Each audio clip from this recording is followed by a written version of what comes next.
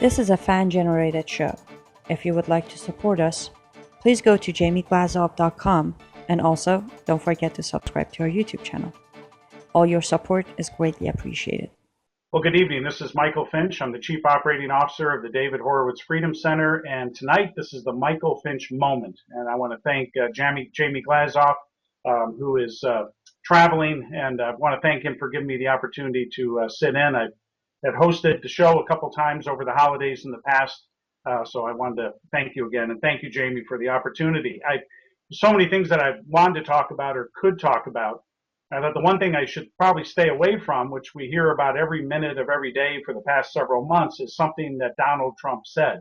So, of course, I narrowed it down and I came up with, of course, something that Donald Trump said, or more specifically, the reaction to something he said. And I just couldn't help myself to spend a few moments to talk about this. It was during the last Republican debate, just in the last 2 weeks. I'm sure many of you watched the debate. And it wasn't something he actually said at the debate. It was something he had said previous about how we need to kill the families of terrorists. And I'm sure you all heard it. Everything, it was just that everyone's jaw dropped. It was this big kind of moment. The moderators and just about all the other candidates on the stage, at least the ones that were able to comment about it, were just horrified. They were aghast, and it was just mind numbing that someone like Donald Trump, in his inartful way, could say something so horrific.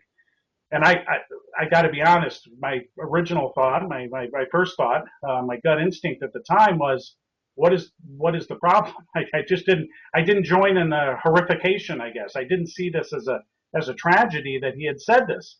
And that made me think a little bit more about what is wrong with America. You know, where have we lost our spine? Have we lost our ability to understand a threat? The one thing that I did is I actually listened to what he said. And I also listened to the context. You heard the interview when he made those remarks, and I tried to understand, because this is a really critical thing. This is really important, this war that we're in. And I wanted to understand what was the context, which is something apparently the other candidates on the stage were unwilling to do. And I thought, you know, where is our backbone? Are we really in this fight? And I'm not here to defend Donald Trump. I'm not endorsing Donald Trump. But since we're at war and this is a critical issue, then I think it deserves at least a few moments. You know, Ralph Peters was suspended from Fox News because he called President Obama a pussy. Now, I don't know the rules on television. Maybe he should have been suspended. If you say something you're not allowed to say, then you should be suspended. I agree with that.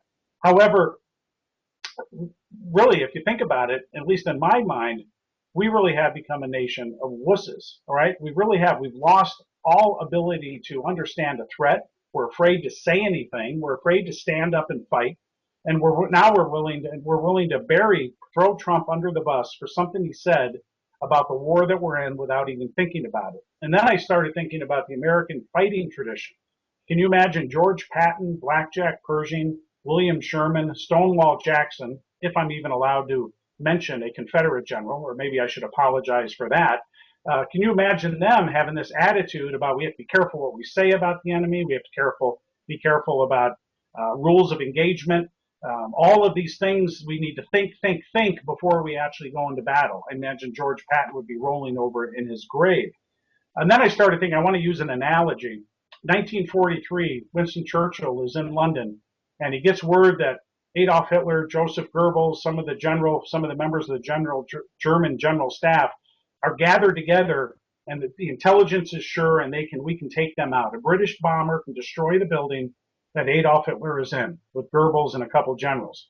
Then all of a sudden, right before he gets he decides to drop the bomb, give the order to drop the bomb, he finds out that Joseph Goebbels' wife and children are there, Eva Braun, and I know Eva was not related to Adolf Hitler, but just follow me on this, that they're in the building too, and there could maybe even one of the general's wives is in the building. We don't know.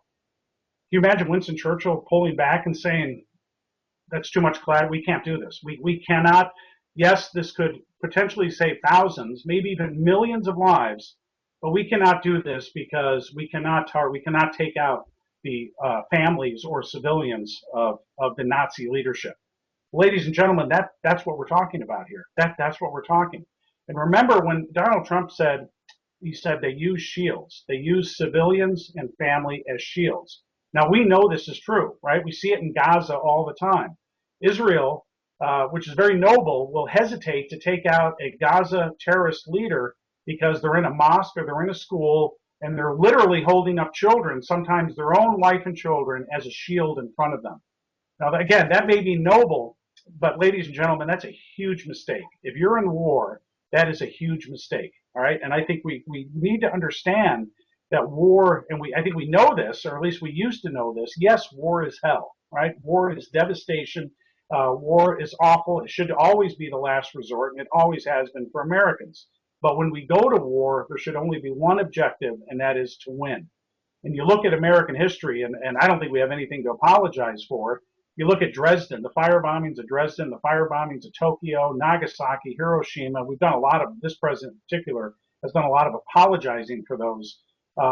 Thousands of civilians died. Women and children died. And as a human being, as an American, we have to pause. We have to pause and look at that. And of course, at a certain level, it's horrifying of what happened.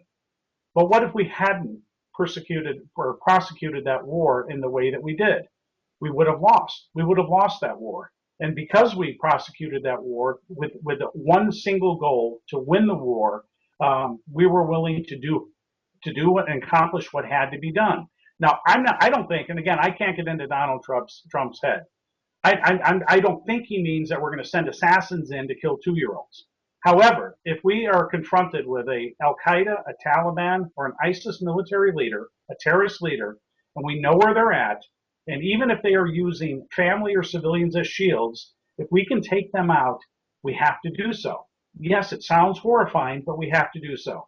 It is going to save, in the long run, thousands, if not millions, of lives. And this kind of brings me to the point of the Republicans on that stage, because either they don't understand the stakes of the war that we were in, which is really dangerous. These men and women are running for the presidency of the United States, so they don't understand what war is. They don't understand that war has come home to our shores. If that is the case, they're not qualified to be president. On the other hand, maybe they do understand the stakes, but they're going to score a political point. Now, Donald Trump said something incredibly inartful: kill the families of terrorists, right? He could have said it in many different ways, and it would have been understood a little bit better. So he's not artful. He's not politically correct. God forbid. But he did say something that instead, if they understand the stakes, but they wanted to score a political point to destroy Donald Trump, then shame on them. Because what they did in doing that is they passed on an opportunity to have a serious conversation about the war that we're in, about the stakes that we're fighting for. And ladies and gentlemen, we're fighting for the very civilization, Western civilization, and the very safety and security and the future of the United States of America. If we are not willing to fight this war in the way that wars should be fought, in the way America should be fought, without apologies, and if we're just interested in scoring political points by not actually understanding what someone's trying to say in the context of what they're trying to say, then shame on us, and we will lose this war, and our future is finished. So thank you so much. I want to make it's the season of giving. So Jamie didn't ask me to do this. I told him that I wanted to make a special plug, and I've given to Jamie's show myself on a number of occasions. I'm urging everyone here in the season of giving, right at the end of the year, go to jamieglazoff.com and please support his show. Jamie's one of the truth tellers out there, trying to get the word out, trying to educate us about the civilizational struggle that we're in. And I'm urging everyone to please go on and do what you can to support Jamie. And also, please subscribe to the Glazov Gang on the YouTube channel. So thank you so much. For those who had a happy Hanukkah. For those, a very Merry Christmas and Happy New Year to all. And I look forward, hopefully, to having another moment with you in the new year. Thank you.